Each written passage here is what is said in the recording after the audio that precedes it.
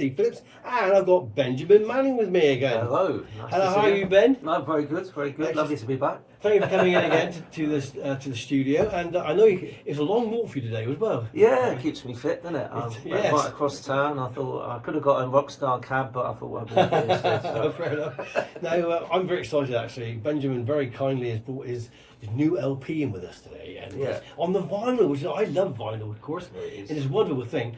I love the graphics. Who did the graphics on that? Well, me and my mate Richard Ruth, who was in a band years ago called Cornerstones, are really great, and he helped me out a lot with it. Yes. And the cover image of Betty is kind of adapted. Yes. He did graphic design on it from my original painting, which will see the light of day at some point. Yeah. And just wanted something quite evocative and kind of It's very psychedelic, isn't it? Yeah, it's quite fantastic. psychedelic. I think it's album, lovely. Yeah, Absolutely yeah. fantastic. There's a lot of psychedelics on it. It's quite, it's quite a sort of evocative cover, which hopefully gives people the idea of what's in it. Really, lots of influences. So, what is the name of the album, by the way? Well, it's The Adventures of Betty Bowie. Yeah, which was a dog you used to own, didn't it? Yeah, that's right. Betty was an amazing dog, and she came to me bizarrely. I met her the day David Bowie died. Which was a coincidence, and we laughed because she had two different coloured eyes, and I used to think funny. And even though Bowie didn't technically have two different colours, people thought he did. Yeah. And so it seemed it was a thin white dog instead of a thin white duke, you know. So she was malnourished. She was a rescue dog. And I absolutely fell in love with her, and we were joined at the hip, and sadly circumstances tore us apart. It's a bit of a sad story anyway. Sure. To life events, which is a long story. I won't go into now. But and then she passed away, which devastated me. And she was over in America. Yeah. And obviously me over here. So I thought, well, how can I commemorate her? And for dog lovers out there, I think they'll get it. For those that aren't, or who are cat lovers, or even if you've lost, people the sense of loss and hopefully the passion in the song will appeal to you, and musically as well. But particularly, I bet dog lovers will love it. Fantastic. Now, this album is really a tribute to Betty. Yeah, Bowie, well, anyway. As such, it was more like she was like the facilitator, got me writing along with Richard. And I have a lot of things I've always wanted to write about anyway. And I think the album, that's kind of the presented image, but behind the mask of the album, there's a lot of hidden depths.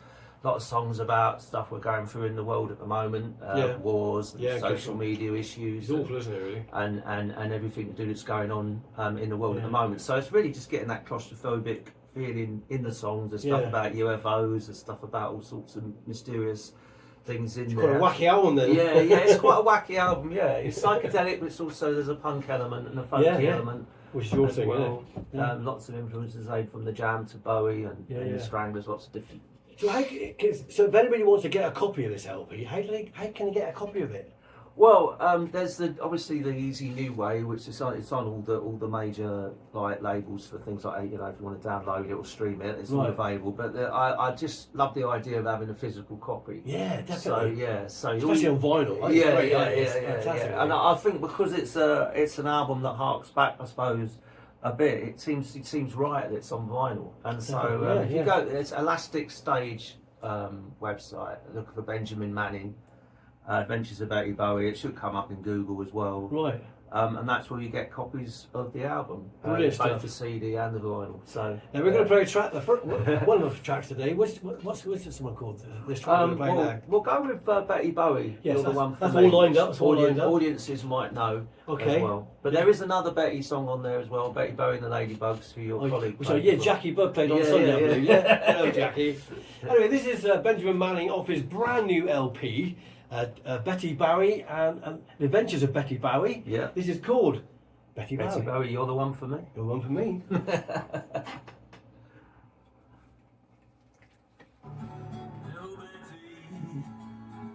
Little Betty, you're the one for me. Little Betty. Little Betty. So yeah, it's nice to know it's the For origin. me. Little Betty. Little Betty. Oh, Betty. Oh, Betty.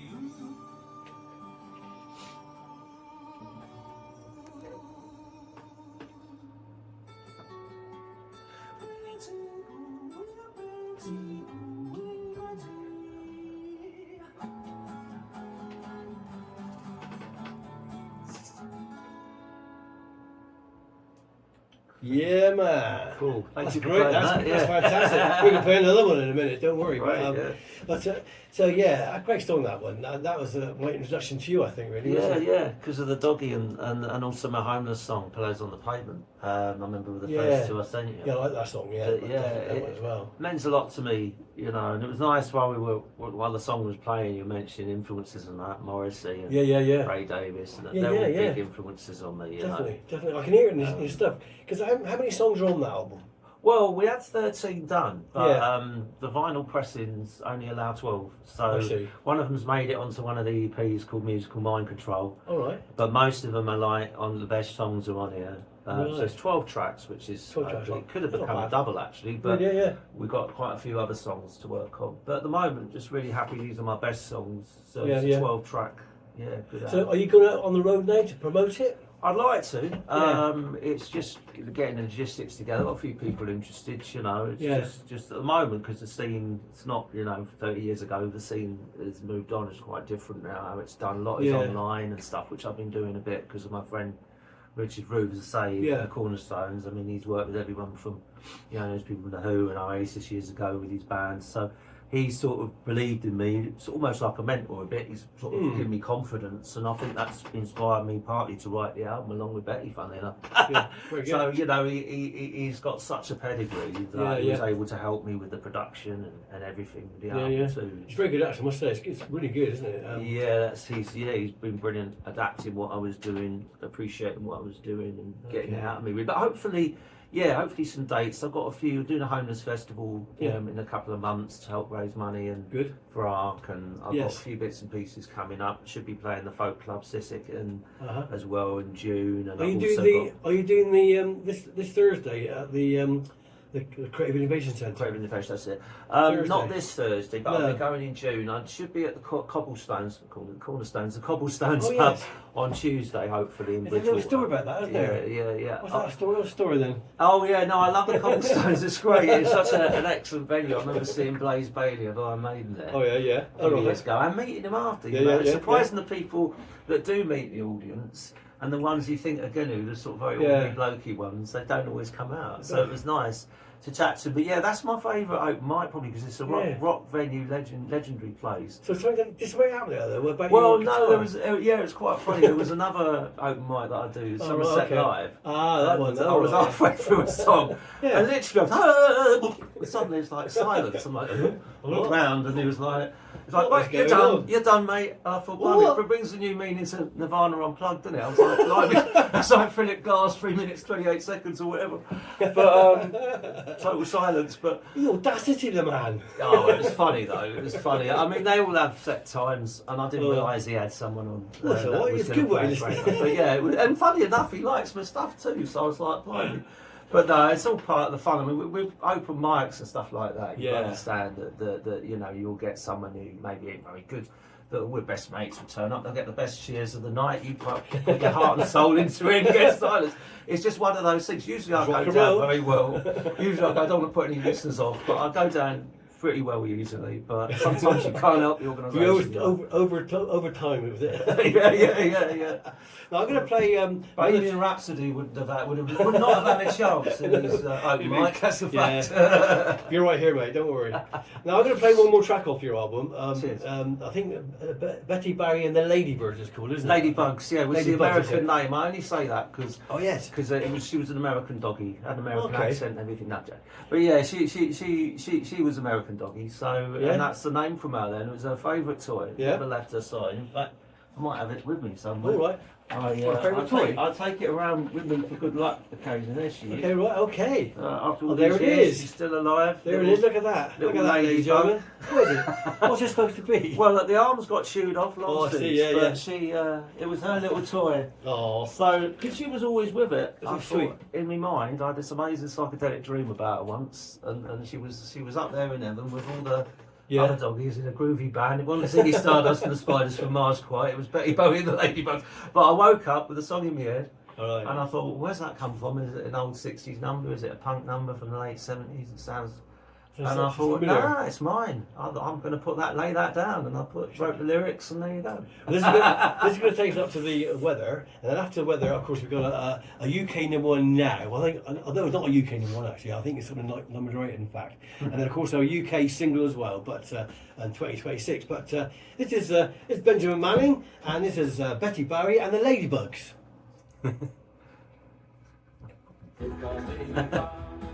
Cool, man. Great stuff there, of course. Pink Floyd there and the Dark Side of the Moon, the seminal classic album. Yes, from '73. If you haven't got that album, where have you been? I don't know. Anyway, before I'm going to ask Benjamin to do a little tune for us on his guitar, a bit of live music, folks. I'm going to just give you. But I'm going to hand over to Benjamin now. This is a song I particularly like. Yeah, Pillows on the Pavement. Okay. Take it away. Dedicated to Kevin, who was murdered before Christmas, homeless guy in town. Oh dear.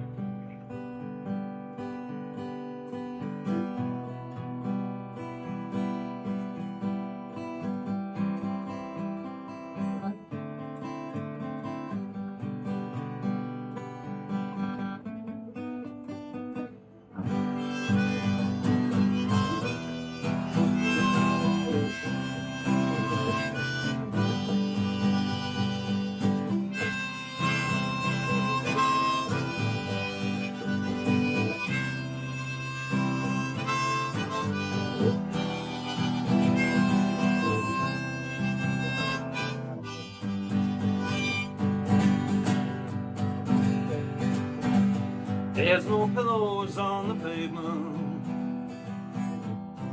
There's no place I can call home. I long to see the sunrise from my makeshift home.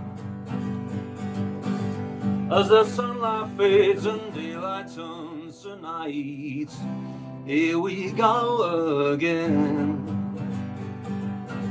Sleeping under the same street lamp, here we go again. Whoa, you might see me as a shadow.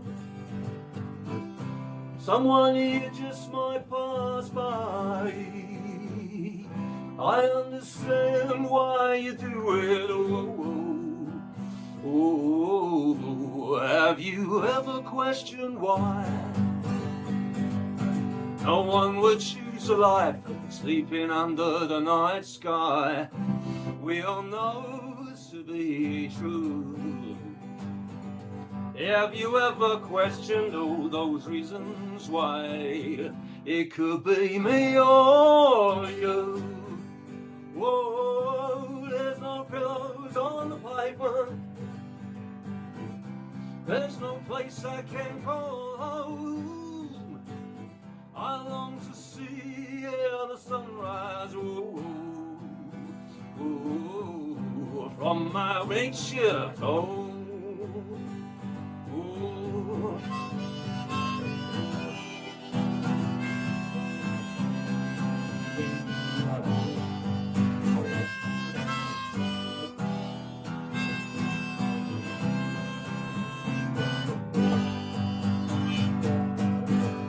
Life got complicated, I'm scared of the dark. Don't be scared of me. I have hopes and dreams, I dream of a better life. I hope it changes one day. Whoa, there's no pillows on the paper. There's no place I can go home. I long to see the sunrise, whoa, whoa, from my makeshift home, from my makeshift home, from my makeshift home.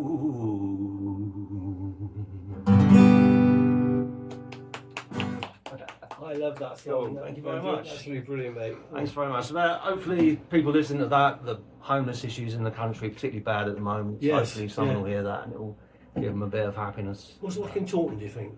Pardon me? What's it like in Taunton? Oh, it's pretty bad. it? When you think how smaller town it is, Yeah. I think 10, 20 years ago, you just wouldn't have had it. It's happened quite quickly. I mean, we did always have homeless people. It might be one or two now, 1 or 200 probably or more. You know, you're right, it's changed a lot. Back in my day, back in the 70s, you heard about tramps, didn't you? Yeah. Living in the in the Bums, woods, as they call them in America. And now, like you say, it's like ordinary people.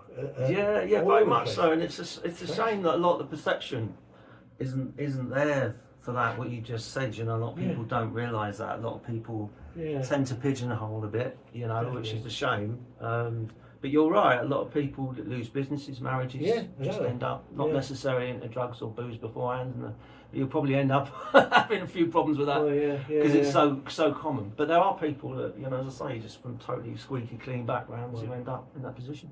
Well, I'm going to play this one more song from your LP called Friends. Oh, lovely. We're getting near the time of the day now, we're going to have to go. Yeah. But thank you very much for coming in again, Benjamin.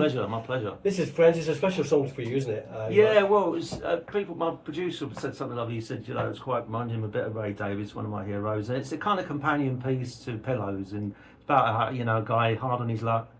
It's called Would You Be Friends With Me If I Had Money? Thank you. Oh, here's some money for you, mate. Anyway, it's Benjamin Manning. I'll see you again next week with a brand new show. Bye for now. Thanks, mate. That's great. You're fantastic. It really is. I enjoy it, man. It's great. I know. I can see it in your face. It's great. I always get a bit worried beforehand. That's where I'm different to some performers. Yeah. But once I get a click, it's fine, you know. Yeah, you're right. When I was younger, I was a bit of an Andy Partridge, you know, because he ended up with terrible fear of going on stage, and I used to get that. But I don't get it now, really. Those ways of calming down. I might not have played all this on you now, completely. That's alright. I'll play it next week. Yeah. No, it's pretty tough to play live, actually.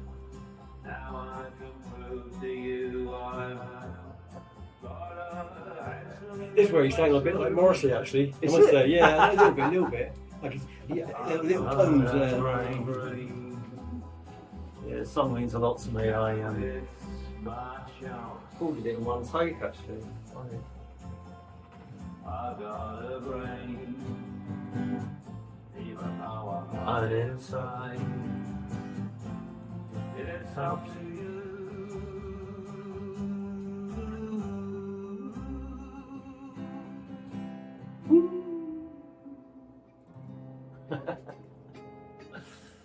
Singing along to my own tune.